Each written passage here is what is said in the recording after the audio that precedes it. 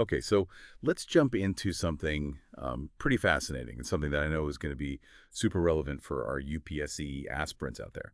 Imagine, being told that you have to leave your home, the land that your family has lived on maybe for generations. That's the reality for a lot of forest-dwelling communities in India. And that's where the Forest Rights Act comes in, the FRA of 2006.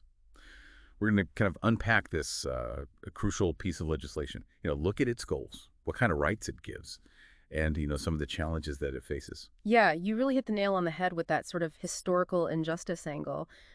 Before the FRA, the rights of these communities, and especially scheduled tribes and other traditional forest dwellers, they weren't really legally recognized. And so the FRA really aims to correct that. It tries to make sure that they have a say in how these forests are used and how they're managed. So it's not just about like giving them a piece of land, right? It's about acknowledging their historical connection to the forest and giving them a voice in its future.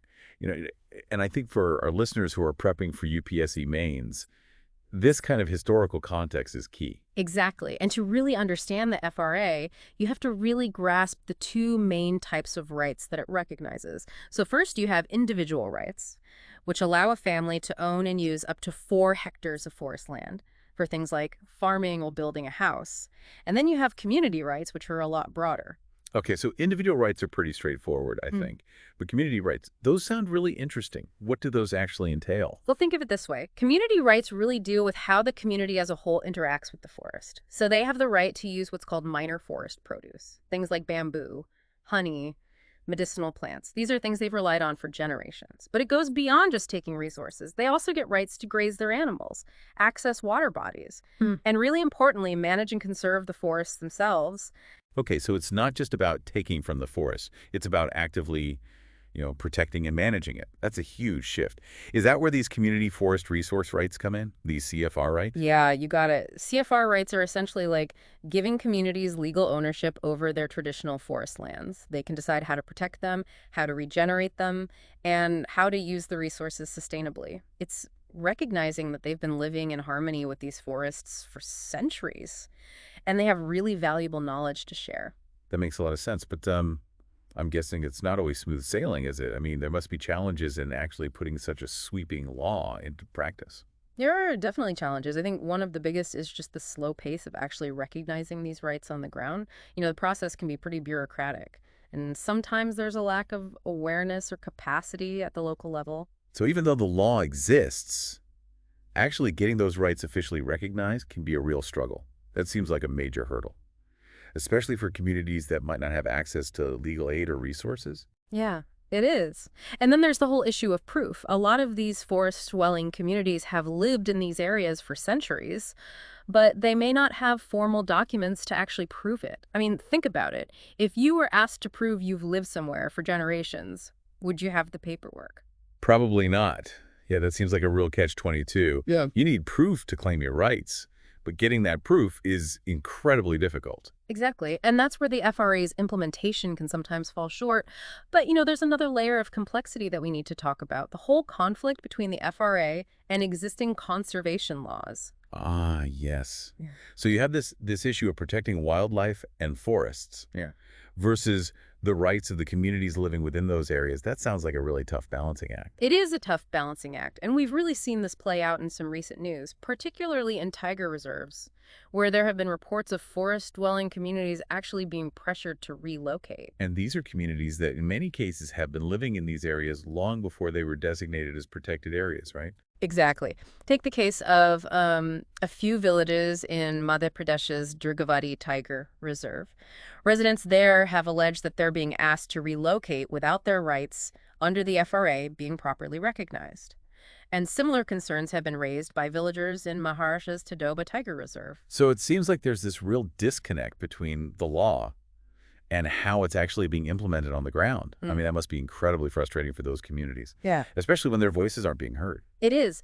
But here's where things get kind of interesting. The Ministry of Tribal Affairs, or MOTA, has actually stepped in, and they've directed the state governments to investigate these claims. That's a positive step. So the MOTA is taking these allegations seriously. What kind of information are they asking for? They're demanding a lot of details, actually. They want to know the names and number of villages that are located within these tiger reserves, the specific tribes and communities that are living there, and data on forest rights claims. How many have been received, how many have been granted, and how many have been rejected. They're also pushing for transparency in the process of obtaining consent from these communities, especially the Gram Sabas for relocation. And they're asking for details on the compensation plans in place. So the MODA is really trying to get a clear picture of what's happening on the ground. Mm. They're essentially saying, hold on, let's make sure that everything is being done by the book. And these communities' rights are actually being protected. I mean, that's a crucial point for our UPSC aspirants. Understanding the role of the MODA in implementing and upholding the FRA. Absolutely. And to really understand the MODA's stance, you have to look at Section 4.2 of the FRA, which explicitly protects forest-dwelling communities. It prohibits unlawful eviction, it mandates the legal recognition of their rights, and it ensures that any relocations are voluntary and done with the informed consent of the communities. So even if relocation is deemed necessary for whatever reason, it can't just be forced upon these communities. They have a right to say no. Exactly. But let's kind of dig a little deeper into this relocation issue. The FRA doesn't completely prohibit it. There might be situations where it's considered necessary, especially for conservation purposes. So it's not a blanket ban, but there are specific conditions that need to be met. What are those? Well, the most important one is that any relocation has to be voluntary. The community has to agree to move, and that decision can't be coerced or forced in any way. I imagine that's where the Gram Sabha comes in. You're right. The Gram Sabha, which is the village assembly, has a really central role in this. The FRA gives it the power to determine the rights of individuals and communities. So any decision about relocation has to be made with the free and informed consent of the Gram Sabha. Okay, so they can't just be told they're moving. They need to understand the reasons behind it, the potential benefits and drawbacks. Yeah. And the alternatives. Transparency is key here. Precisely. But sadly, that's not always how it plays out in reality. We've heard many reports of communities feeling pressured or misled into agreeing to relocation without fully grasping the consequences. That's disheartening to hear. I mean, it really highlights how important it is to have these safeguards in place. And, the MODA's involvement, especially in demanding transparency and accountability from the states, is just vital. Absolutely. But there's another really crucial element to consider when we talk about relocation: compensation. Right. If a community does agree to move, they need to be fairly compensated for what they're leaving behind, both in terms of their land and their livelihoods. Exactly. The FRA is very clear on this. Any relocation needs to include a comprehensive rehabilitation and resettlement package. It's not just about money for the land, it's about providing housing, infrastructure, and helping them establish new livelihoods. It's about making sure that they're not worse off after relocation, Makes sense. that they're able to rebuild their lives and ideally be in a better position than they were before. Yes. But that's often where things get tricky. How do you put a price tag on something as multifaceted as a community's connection to their land, their traditional way of life? Yeah, that seems nearly impossible. It's not just about economic value. It's about cultural and emotional ties. Exactly. There's no simple answer. Each case needs to be evaluated individually. Considering the specific needs and circumstances of the community, the FRA provides some guidelines, but it ultimately comes down to negotiation and dialogue between the government and the communities involved. So it's a delicate balancing act, trying to ensure that conservation goals are met without compromising the well-being of these communities. And this brings us back to the core of the FRA, recognizing that these communities aren't just passive beneficiaries of the forest, they're active participants in its conservation, and their knowledge and practices are invaluable. It's about moving away from this mindset of conflict and toward one of collaboration, recognizing that both conservation and community well-being are essential. And that's where the concept of community forest resource rights, or CFR rights, really shines. CFR rights, we touched on them a little bit earlier, but I think it's time to kind of dive deeper. What's so groundbreaking about them? Well, think of CFR rights as giving legal ownership and control over their traditional forest lands to these communities.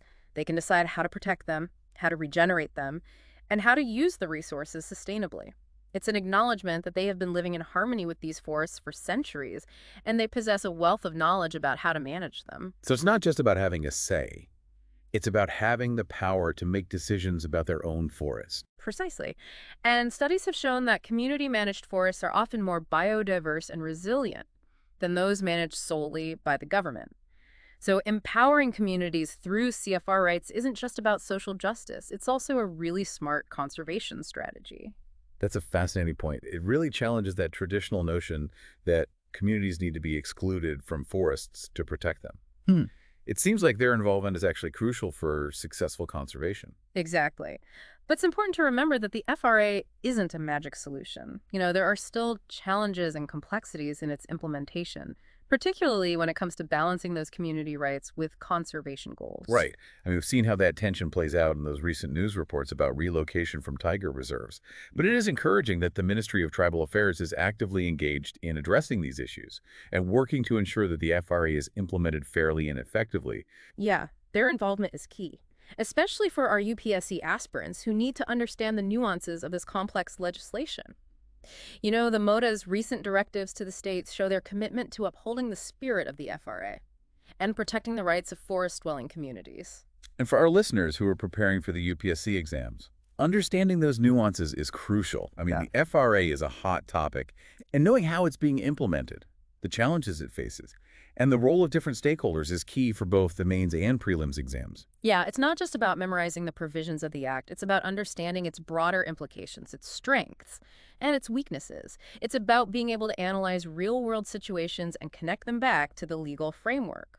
We've covered a lot of ground today, from the different types of rights granted by the FRA, to the complexities of relocation, and the vital role of the Gram Saba. But there's one aspect we haven't touched on yet that's often overlooked in discussions about the FRA, the human dimension. Ah, yes.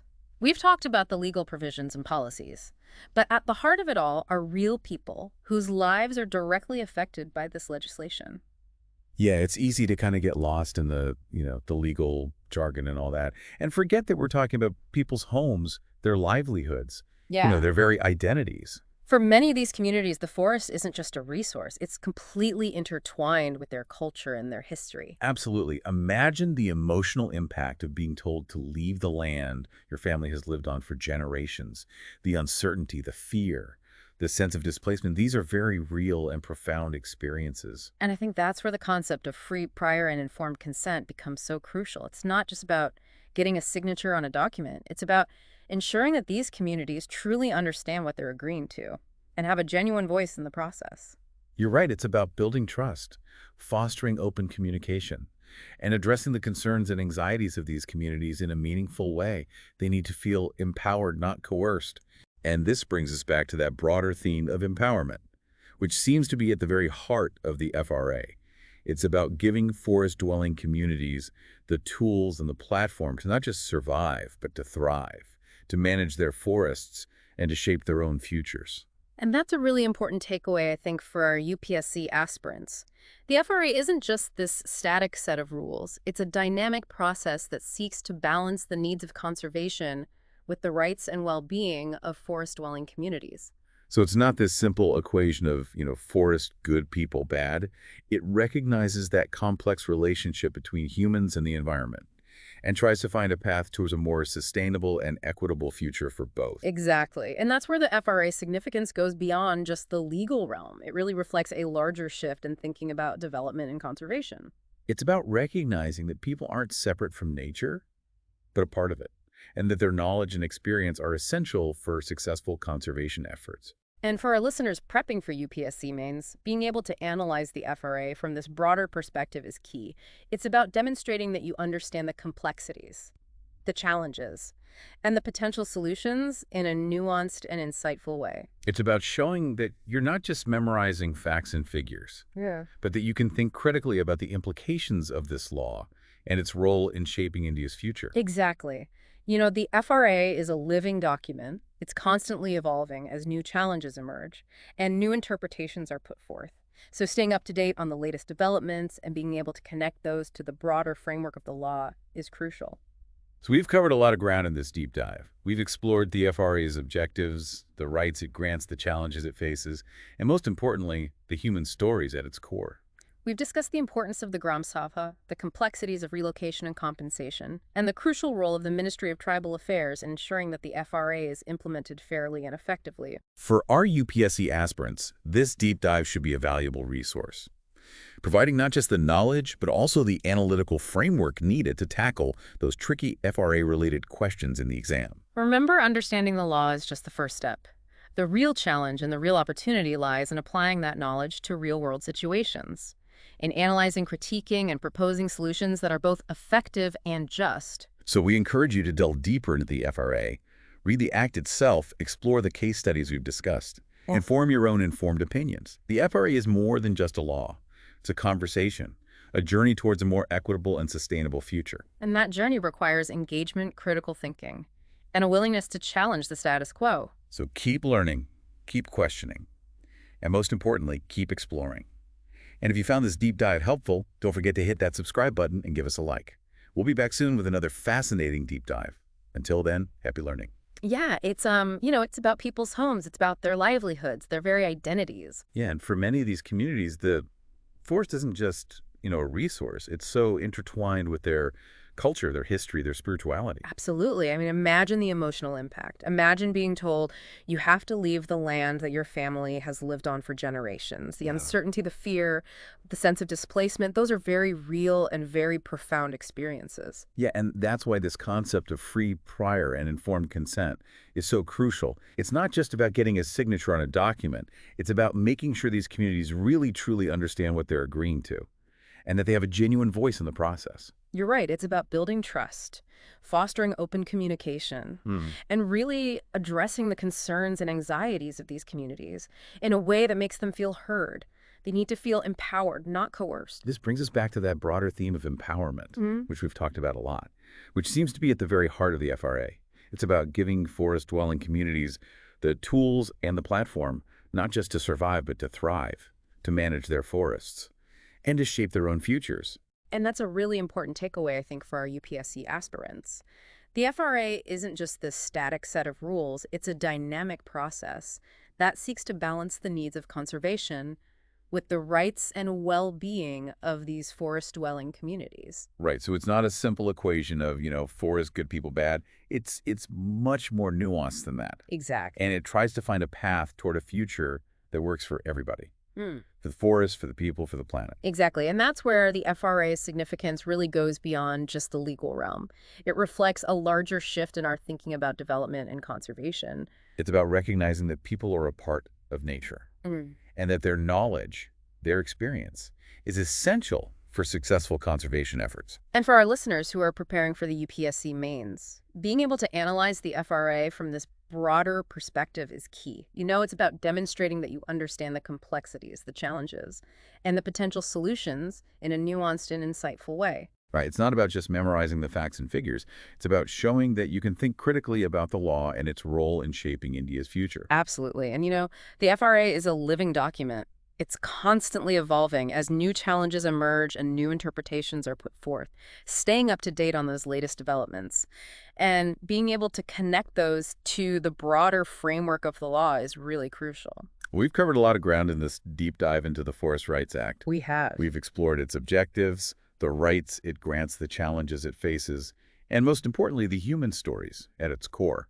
We've talked about the Gram Sabhas, the complexities of relocation and compensation, and the Ministry of Tribal Affairs and their role in making sure the FRA is implemented fairly. And for our UPSC aspirants out there, I hope this deep dive has been a valuable resource for you, giving you not just the knowledge, but the analytical framework you need to really tackle those FRA-related questions in the exam. Yeah, remember, understanding the law is just the first step.